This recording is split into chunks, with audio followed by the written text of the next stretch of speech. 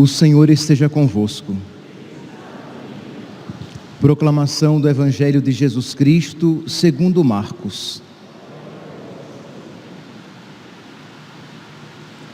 Naquele tempo, Jesus disse à multidão: quem é que traz uma lâmpada para colocá-la debaixo de um caixote ou debaixo da cama?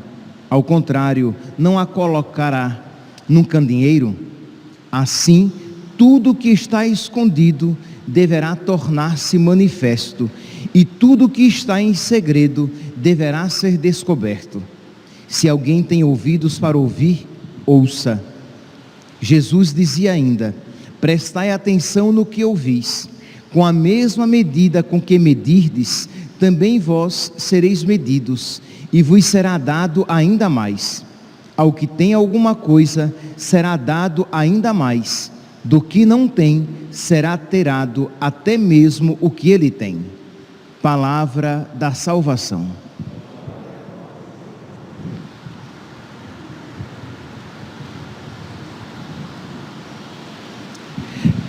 Caríssimos irmãos e irmãs, o Evangelho de hoje, retirado de São Marcos, capítulo 4, ele traz duas pequenas parábolas. A primeira parábola nos apresenta, diz aqui que Jesus disse à multidão que ninguém traz uma lâmpada para colocá-la debaixo de um caixote ou debaixo da cama. Ao contrário, ela será colocada num candeeiro. Aqui, Jesus, ele começa a falar, ele está falando aqui da sua palavra. Mas é interessante que no início do anúncio, quando Jesus começou a anunciar o reino, quando Jesus começou a anunciar a boa nova, esta palavra, ela era uma palavra restrita, escondida. Quantas vezes Jesus, depois de uma cura, depois de um exorcismo, Jesus dizia assim: não diga isso a ninguém. Quando aquela pessoa começava a anunciar que ele era o Messias, Jesus disse o quê? Não diga isso a ninguém. Ou quando Jesus, por exemplo, desceu do Monte Tabor, ou quando Jesus desceu do Monte Tabor, e ele diz o quê? Não digam a ninguém o que vocês viram. Ou, por exemplo, quando Jesus enviou os apóstolos, e ele diz aqui: vocês vão às ovelhas da casa de Israel. Porque no início, a missão de Jesus era uma missão mais restrita, mas depois que Jesus ressuscita, ele dirá o quê? Ide por todo o mundo, pregai o Evangelho a toda criatura. Então a sua missão agora é para todos. É por isso que esta palavra aqui, ela se adequa perfeitamente a este contexto, isto é, essa palavra tem que ser colocada num candeeiro, para que todos vejam. São Paulo, quando fala a respeito da palavra de Deus, lá em 2 Timóteo, capítulo 4, versículo 2, São Paulo, ele diz assim: prega a palavra, insiste oportuna e importunamente, repreende, ameaça, exorta, com toda a paciência e empenho de instruir. Então, esta palavra tem que ser pregada a todos, oportuna e importunamente, quando as pessoas querem ou quando as pessoas não querem, desde que seja movido, a pessoa seja movida por caridade. Esta palavra tem que ser pregada sempre, ela tem que ser colocada num candeeiro, para que todos a vejam. Devo pregar sem medo, sem vergonha.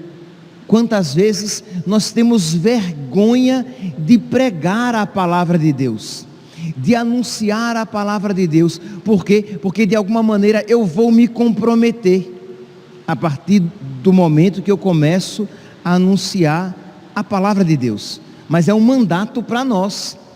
Todos nós, cristãos batizados, recebemos de Deus este mandato de anunciar a palavra, isto é, de colocá-la no candeeiro, de nos comprometermos com ela, de pregarmos a palavra de Deus, até mesmo com a nossa própria vida, se não principalmente com a nossa vida, que as pessoas vejam na nossa vida a palavra não pregada pela boca, abrir a boca para pregar a palavra de Deus. Eu não estou falando que você não deva anunciar a palavra de Deus. Eu estou dizendo que o anúncio da palavra de Deus não deve se restringir apenas à palavra falada, mas à palavra vivida. Então percebe aqui o que significa dizer que esta palavra tem que ser colocada num candeeiro, porque ninguém pega uma lâmpada e coloca debaixo da cama. E a palavra de Deus, como diz a própria Sagrada Escritura, é lâmpada para os meus pés, que ilumina os meus pés, que ilumina o meu caminhar. Pois bem, então eu gostaria de, a partir desta introdução, fazer uma aplicação bem precisa de como anunciar esta palavra oportuna e importunamente, de como colocar esta palavra num candeeiro, num candelabro bem alto, para que possa iluminar muito. É a responsabilidade dos pais em evangelizar os seus filhos. Eu poderia aqui aplicar o quê? Que os catequistas fazem isso quando eles anunciam a palavra, que o sacerdote faz isso quando ele anuncia a palavra de Deus, não quando ele anuncia algo que lhe agrada, não quando ele dilui a palavra de Deus para torná-la mais interessante. Não, o sacerdote cumpre este preceito quando ele prega a palavra de Deus, a palavra completa. O catequista, o pregador, ok. Mas eu gostaria aqui de falar do pai, da mãe, que educa o seu filho na palavra de Deus. Meus santos, aqui quem tem filho, e aqueles que acompanham pelas redes sociais, que tem filho com 5, 6, 7, 8, 9, 10, 11, 12, 13, 14, 15, eu pergunto, você que é pai e que tem filhos nessa idade, você tem pregado a palavra de Deus para os seus filhos? Por exemplo, quem já fez essa pergunta para o seu filho? Meu filho, qual é a finalidade da sua vida? E a partir daí, se utilizar disso como um gancho para evangelizar, para catequizar o seu filho.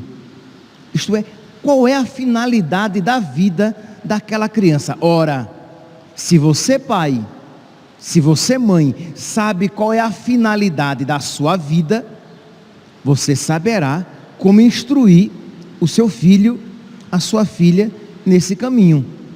Ora, se para um cristão católico, qual é a finalidade da sua vida? A finalidade da sua vida é o céu. Meus irmãos, nós precisamos crer nisso para que possamos anunciar esta verdade para todos, sim, mas primeiramente para aqueles que nos são confiados. Mas nós educamos, muitos educam os seus filhos para que eles tenham um bom emprego, uma boa profissão, um bom casamento. Todas essas coisas são boas, mas elas não são a finalidade da nossa vida. Por exemplo, a finalidade da minha vida não é ser padre, porque eu posso ser um padre desgraçado. Depois que eu me ordenei padre, então terminou a finalidade da minha vida, já sou padre? Não, a finalidade da minha vida, aqui eu falei o céu, nós podemos falar de uma maneira até mais bonita, é a glória de Deus. A finalidade da sua vida é a santidade. a finalidade da sua vida é amar a Deus, mas de uma maneira mais simples, e principalmente para falar para as crianças, ou até mesmo para falar com aquelas pessoas com quem nós nos encontramos no nosso trabalho, numa pequena oportunidade, com um vizinho com quem estivermos conversando, com os nossos amigos. A finalidade da nossa vida é o céu. Ora, se um pai, uma mãe ali conversando com o seu filho, dizendo: meu filho, você nasceu para ser de Deus, você nasceu para preparar nesta vida o seu caminho para o céu, porque de que adianta, meu filho, você ter 80 anos, 90 anos, 100 anos, misericórdia, estou sendo otimista demais, né? 100 anos de felicidade. Primeiro que a gente não vive nem 100 anos, né? Na maioria das vezes. Segundo, 100 anos de felicidade, eu acho que só que nem título de filme. 100 anos de felicidade, ninguém tem 100 anos de felicidade. Mas tudo bem, você vai dizer para o seu filho: meu filho, de que adianta 100 anos sendo feliz, se você vai perder toda a eternidade, se você vai passar toda a eternidade no inferno, longe de Deus? Ah, padre, mas eu vou assustar o meu filho. Não, meu santinho, você vai com jeito, educando e dizendo, mas incutindo no coração do seu filho esta verdade: de que adianta o homem ganhar o mundo inteiro e perder a sua alma, e perder a vida eterna? Então percebe, é um pai, uma mãe que não se furta a esta responsabilidade. Um pai e uma mãe que ensina o seu filho a, em todas as suas escolhas, ter como objetivo alcançar o céu. Então, eu vou escolher as coisas, e na minha vida, as coisas serão boas, se elas concorrem para a minha salvação eterna. As coisas serão desejáveis, se elas me ajudam a alcançar a finalidade da minha vida. Porque a finalidade da minha vida, aquela criança aprende lá com o papai e a mamãe. A finalidade da minha vida não é ter muito dinheiro. A finalidade da minha vida não é ser bonito, ser bonita. A finalidade da minha vida não é ter muitos prazeres. A finalidade da minha vida é ir para o céu. Ora, quando você isso ensina ao seu filho, quando você tem isso muito firme, muito claramente na sua mente, no seu coração, é muito mais simples. Por exemplo, quando você vai conversar com um rapaz, uma moça, um adolescente, a respeito da pecaminosidade das práticas homossexuais. Sim, porque é importante que os pais, porque pelo amor de Deus, vocês não vão confiar isso à escola não, né?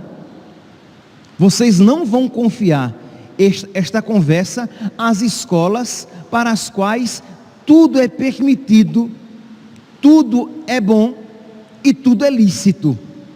Isto, você que é pai, você que é mãe, precisa educar o seu filho, para que ele aprenda a pensar e a julgar todas as coisas a partir da luz do Evangelho, a partir da luz da palavra de Deus. Então você, pai e mãe, que não se furta a esta responsabilidade, você, pai e mãe, que prega oportuna e importunamente, que repreende, ameaça, exorta com toda a paciência e empenho de instruir.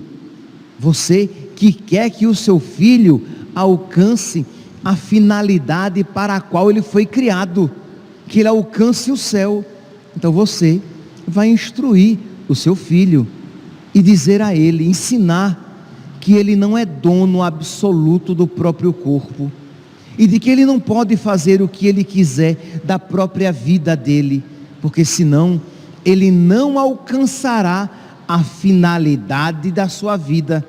ele não atingirá aquela meta para a qual ele foi criado, o céu. Como vai ser mais fácil de você conversar com o seu filho, a sua filha, quando ele, e isso se tornará cada vez mais comum, infelizmente, quando o seu filho vier, quando a sua filha vier e comentar que na escola tem um menino, mas que se comporta como menina, que se veste como menina e que quer ser chamado como menina, e que tem uma menina que se comporta como menino, tem um rapaz que se comporta como moça, que quer se chamar como tal e se veste como uma moça. E você vai ensinar o seu filho e a sua filha porque a ideologia de gênero é má, porque a ideologia de gênero é errada, porque se Deus fez você homem, se Deus fez você menino, você precisa se adequar àquilo para o qual Deus chamou você. Porque o que é que, e eu espero, meus santos, os pais que acompanham pelas redes sociais, os pais aqui presentes, eu espero que vocês saibam muito bem do que se trata a ideologia de gênero. Porque os seus filhos estão sendo turbinados com essas ideias. E eu espero então que você esteja se atualizando e estudando. Ideologia de gênero é um ensinamento que está sendo difundido cada vez mais, que afirma que a estrutura física, biológica da pessoa não identifica necessariamente o que ela quer ser. Então Deus fez aquele menino, ele tem corpo de menino, ele biologicamente, os seus cromossomos são de menino, mas ele pode ser o que ele quiser. Sim, eu vou chocar vocês, mas é isso o que se diz. Ele pode ser homem, ele pode ser mulher, ele pode ter um gênero indefinido, ele pode ser cachorro ou cadela. Sim, porque existe no mundo pessoas que querem se identificar como animais e querem ser tratados como animais. Ora, se você ensina ao seu filho esta obediência à palavra de Deus e esta feliz submissão aos desígnios de Deus, você vai dizer ao seu filho: meu filho, embora o mundo diga isso, é mentira. Nós não podemos ser tudo o que quisermos. É loucura, é sandice, é demência querer dizer que nós podemos ser o que quisermos. Porque por mais que socialmente aquela menina seja tratada como menino, ela será sempre uma menina. Por mais que socialmente aquela menina queira ser tratada como cadela e se comporte como tal, horrível até de se dizer, né? Mas ela é um ser humano, ela é uma mulher, ela não é uma cadela. Então nós não podemos ser Deus da nossa própria vida e dizer: eu sou o que eu quiser ser, porque eu sou apenas uma criatura e eu preciso me adequar, eu preciso aceitar muitas limitações. Por mais que eu queira, que eu não posso voar. Mas eu quero ser um pássaro. Eu quero ter 1,90 m. Eu quero ter a força de um lutador. Eu quero com 45 anos ter a jovialidade de um jovem de 20. Louco, só os loucos tentam ter o que não podem. Só os loucos querem ser o que não são.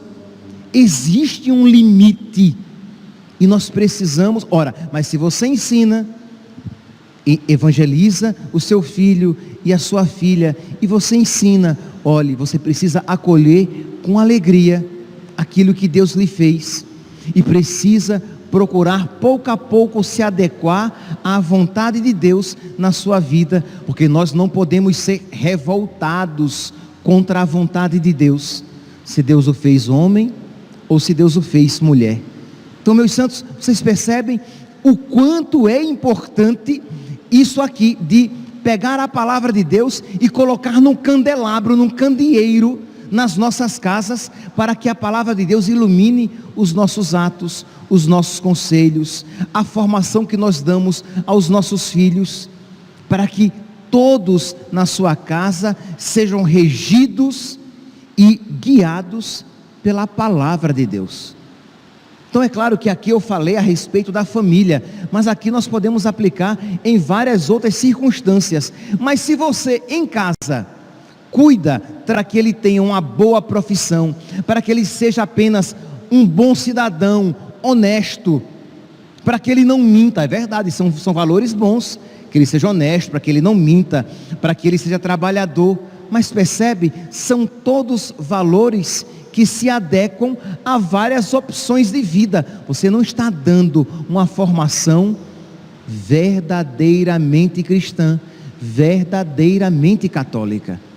Então, a palavra de Deus deve iluminar toda a nossa vida e deve ser colocado no candeeiro para iluminar todas as nossas atitudes.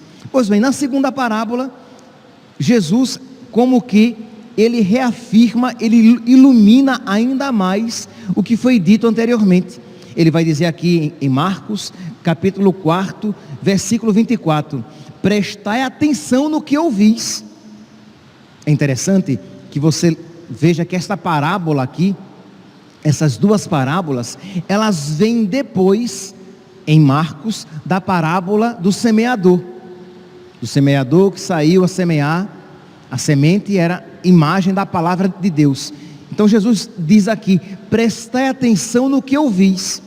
Isto é, se eu ouço a palavra de Deus de qualquer jeito, ela não produz fruto na minha vida. Se eu ouço a palavra de Deus desatentamente, se eu não medito a palavra de Deus, ela não vai se enraizar na minha vida. Mas se eu medito a palavra de Deus, se você, por exemplo, ouve esta homilia, e isso entra por um ouvido e sai por outro, isso não vai produzir transformação. Mas se você medita, e se você começa a aplicar esta palavra na sua vida, isso vai modificar. Se você diz: nossa, a finalidade da minha vida é o céu, e a palavra de Deus deve iluminar toda a minha vida, então essas minhas escolhas, essas escolhas que eu tenho feito ultimamente na minha vida, não concorrem para a minha salvação, não promovem que eu alcance o céu. Eu não tenho regido a minha vida, ou melhor, a minha vida não tem sido regida pela palavra de Deus, mas pelas minhas vontades, pelos meus impulsos. Eu preciso mudar de vida.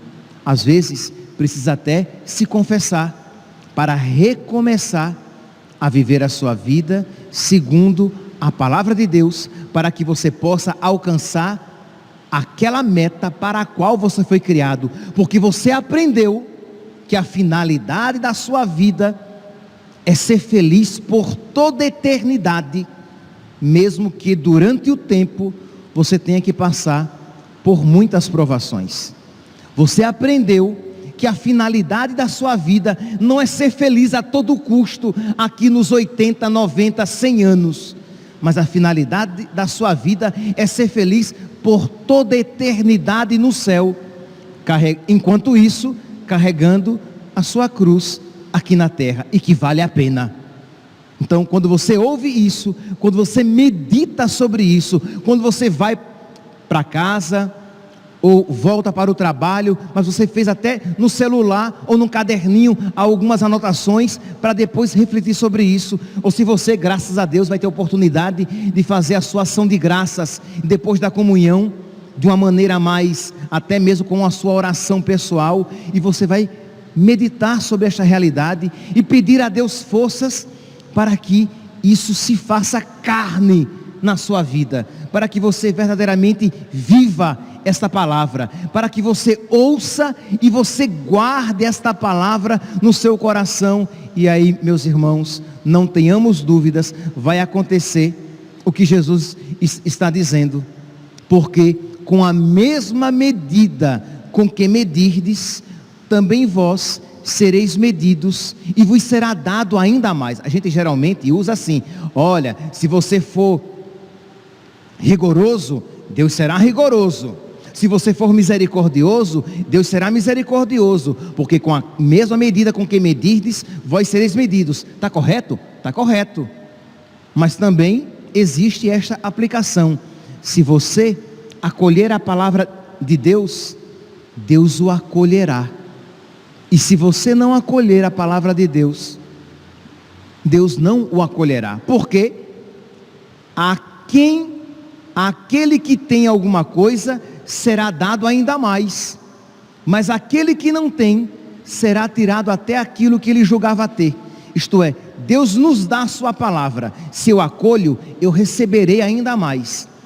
Eu medito na palavra de Deus, e Deus me concederá ainda mais outras graças. Mas se eu perco, se eu não guardo até aquela palavra que me foi dada, eu perco até aquele pouquinho da graça de Deus que me tinha sido oferecido. A quem tem, será dado. Então um santo será cada vez mais santo, porque ele acolherá cada vez mais a graça de Deus na sua vida. E infelizmente, se o pecador não entrar no caminho de Deus, ele será cada vez mais pecador, e perdendo até mesmo aquelas graças que antes ele havia recebido. A quem tem, será dado; a quem não tem, será tirado até mesmo aquilo que ele julgava ter. Porque com a mesma medida com que medirdes, vós sereis medidos. Pois bem, sejamos generosos, sejamos acolhedores, acolhamos a palavra de Deus, reflitamos sobre ela, meditemos sobre esta palavra, e peçamos a Deus que ela produza fruto abundante na nossa vida, para que nós possamos, meus santos, crescer na nossa intimidade com Deus, crescer no nosso amor com Deus, e queiramos cada vez mais ser aquilo para o qual nós somos criados, e atingir a finalidade das nossas vidas. Louvado seja nosso Senhor Jesus Cristo, para sempre seja louvado.